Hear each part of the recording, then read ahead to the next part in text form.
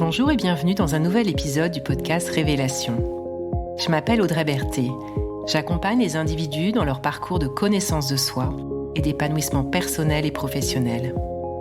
Révélation explore des thématiques et propose des pratiques, des rituels qui permettent de faire un chemin intérieur de révélation à soi-même et un chemin extérieur pour se révéler au monde. Tous les 21 jours, je propose un nouvel épisode, comme une petite graine semée pour que chacun et chacune puisse au fil du temps faire émerger sa vraie nature.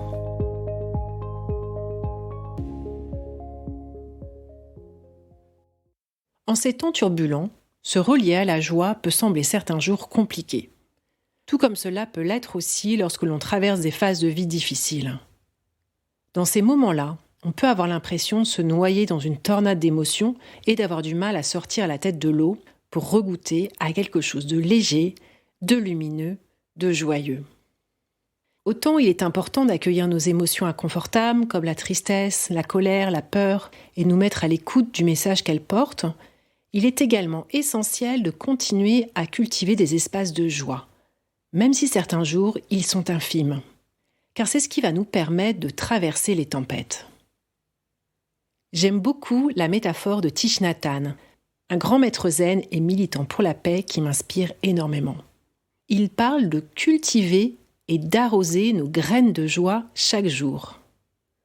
Comme si c'était quelque chose dont nous avions à prendre soin, quelque chose qui s'entretient et qui demande peut-être parfois un effort pour permettre que la joie soit présente dans notre quotidien. Comme il le dit dans son livre qui s'intitule « La peur », conseil de sagesse pour traverser la tempête, la joie va nous donner la force de transformer la souffrance. Vous en avez sans doute déjà fait l'expérience. Lorsque nous sommes au cœur d'une situation difficile, elle peut vite prendre tout l'espace, émotionnellement et mentalement. Comme si le tableau de notre vie se ternissait et qu'il n'y avait plus de couleur. Cultiver des espaces de joie permet de faire entrer des rayons de lumière qui peuvent être d'un immense réconfort et nous permettre de garder la foi. J'ai mieux compris cet effet d'invasion des émotions difficiles qui peuvent balayer tout le reste grâce à la psychologie positive qui a notamment étudié la place des émotions agréables dans notre épanouissement et notre fonctionnement optimal. Elle nous indique que les émotions difficiles ont tendance à s'accrocher et à colorer notre vécu bien plus longtemps que les émotions agréables qui, elles, glissent et s'évaporent vite. Ainsi, pour contrebalancer les effets négatifs d'un seul vécu émotionnel difficile, il nous faudra générer 3 fois plus d'émotions positives. Sachant cela, on comprend mieux qu'il est utile de savoir comment favoriser des émotions telles que la joie et de volontairement chercher à la cultiver. Je vois la joie comme une émotion au super pouvoir. Elle va bien au-delà de nous faire ressentir quelque chose d'agréable. Elle est un carburant, un remontant, et elle nous met dans une posture d'ouverture vers tout un tas de possibles. En effet, nous allons être beaucoup plus en capacité de trouver des solutions créatives, d'identifier de nouvelles options, en étant habités par une prépondérance d'émotions agréables. Cela aura un impact sur notre capacité de résilience, à savoir notre aptitude à nous adapter et à rebondir face aux difficultés, car nous verrons ce qui se joue de façon plus vaste et nous pourrons plus facilement identifier les opportunités et les apprentissages de la situation. La joie est un formidable moteur d'action. Je pense que nous avons tous fait l'expérience de nous sentir motivés, enthousiastes, réjouis par quelque chose et d'avoir l'impression de recevoir un shoot d'énergie qui nous donne envie d'agir, souvent accompagné de plus de confiance pour le faire. Dans mes accompagnements de coaching, je le constate toujours. À chaque fois que la personne touche à quelque chose d'essentiel pour elle, en phase avec qui elle est, une envie, un projet qui tout d'un coup se clarifie, ça provoque une grande libération de joie ou de l'excitation et ça s'accompagne d'une accélération de la mise en œuvre de tout un tas d'actions. La joie nous met au contact d'une sensation physique de légèreté, plutôt qu'à l'inverse quelque chose de lourd ou plombant, et on peut avoir même l'impression de se sentir pousser des ailes. Plus globalement, la prépondérance d'émotions agréables, que ce soit de l'enthousiasme, de la sérénité, de la fierté, de l'émerveillement, de l'optimisme, de l'amour, agissent comme un rempart contre le stress et impacte notre bien-être global. Selon certaines études, cela a même pour conséquence d'allonger notre espérance de vie. Maintenant que tout ça est dit, comment fait-on concrètement pour cultiver la joie ? La première étape va consister à identifier nos propres graines de joie. Et une fois qu'on les aura identifiées, il s'agira d'en prendre soin et de volontairement leur faire de la place pour les faire vivre dans notre quotidien. Alors, quelles peuvent être ces graines de joie ? Cela peut être des activités particulières qui sont source de joie pour nous. Des activités créatives, sportives, conviviales. Pas besoin que ce soit de grandes choses.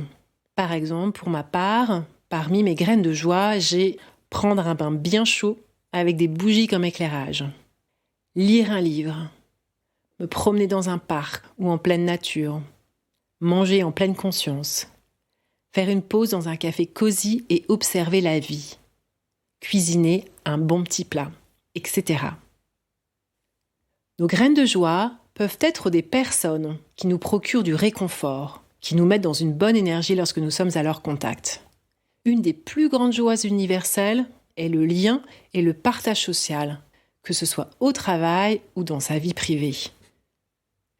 Nos graines de joie peuvent aussi être liées à des expériences passées, récentes ou anciennes, chargées d'émotions positives que nous pouvons faire revenir à notre esprit et nous y replonger pleinement, comme si on repassait le film dans notre tête avec le plus de précision possible. Couleurs, sons, odeurs, goûts, mouvements, sensations. Nous avons tous une bibliothèque de souvenirs positifs dans laquelle nous pouvons aller puiser et plus nous les ravivons, plus ils continueront à agir sur nous. Cela peut aussi être tout simplement une image ou des images qui vont nous procurer de la joie, issues de nos propres expériences ou bien des images qui nous inspirent par leur beauté ou ce qu'elles évoquent. Le beau suscite l'émerveillement et cela ouvre notre cœur. C'est d'ailleurs quelque chose que l'on fait assez spontanément par le biais de jolies photos que l'on met en fond d'écran. Mais ça marche aussi en faisant venir l'image à notre esprit. Les mots sont aussi des graines de joie à cultiver. Ils sont la nourriture de notre esprit et ils contiennent une vibration particulière. On peut en faire l'expérience de façon assez simple. Par exemple, si je vous dis le mot « sourire », qu'est-ce que ça provoque en vous comme ressenti ? À l'inverse, qu'est-ce que le mot « conflit » provoque en vous ? Les mots que nous utilisons peuvent littéralement changer notre cerveau. C'est ce que le neuroscientifique Andrew Newberg et l'expert en communication Mark Robert Waldman abordent dans leur ouvrage « Words can change your brain ». Ils mettent en avant le fait qu'un seul mot a le pouvoir d'influencer l'expression des gènes qui régulent le stress physique et émotionnel. Je cite : « Lorsque nous utilisons des mots remplis de positivité comme amour et paix, nous pouvons modifier le fonctionnement de notre cerveau en augmentant le raisonnement cognitif et en renforçant les zones de nos lobes frontaux.